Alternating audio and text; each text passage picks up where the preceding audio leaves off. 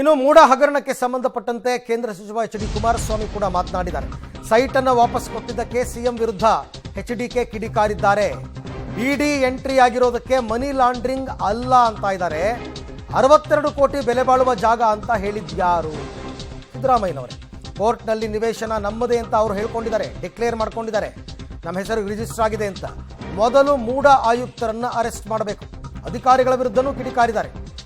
ಆಸ್ತಿ ವಿಷಯ ಈಗ ಸದ್ಯಕ್ಕೆ ಇದು ಕೋರ್ಟ್ನಲ್ಲಿದೆ. ಕೋರ್ಟ್ನಲ್ಲಿರ್ತಕ್ಕಂಥ ವಿಚಾರ ಯಾವ ಆಧಾರದ ಮೇಲೆ ವಾಪಸ್ ತೆಗೆದುಕೊಳ್ತಾರೆ ಅಂತ ಎಚ್ಡಿಕೆ ಪ್ರಶ್ನೆ ಮಾಡಿದ್ದಾರೆ. ನೆನ್ನೆ ಸೈಟನ್ನ ನಾನು ವಾಪಸ್ ಕೊಟ್ಟಿದ್ದೀನಿ, ವಾಪಸ್ ತಗೊಂಬಿಡಿ ಅಂತ ಹೇಳಿದಾರಲ್ಲ, ಯಾವ ಕಾಂಟೆಕ್ಸ್ಟ್ ಮೇಲೆ ವಾಪಸ್ ಕೊಡ್ತಾರೆ ಅವರು? ಯಾರ ಸೈಟ್ ಅದು? ಯಾಕೆ ಕೊಡ್ಲಿಕ್ಕೆ ಸಾಧ್ಯ ಅವರು?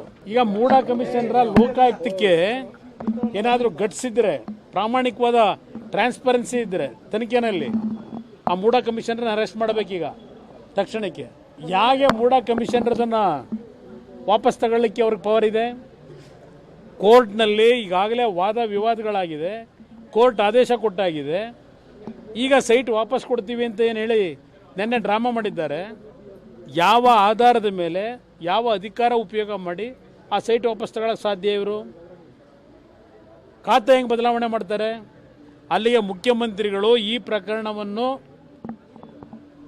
ಅವರ ಲೋಕಾಯುಕ್ತ ಅಧಿಕಾರಿಗಳನ್ನು ದುರುಪಯೋಗ ಪಡಿಸ್ಕೊಳ್ಳೋದ್ರ ಮುಖಾಂತರ ಇವತ್ತು ಈ ಪ್ರಕರಣವನ್ನು ಮುಚ್ಚಾಕ್ತಕ್ಕಂಥದ್ದಕ್ಕೆ ನಿನ್ನೆ ಬೆಣೆ ಹೊಡೆಯೋ ಕೆಲಸ ಏನು ಮಾಡಿದ್ದಾರೆ.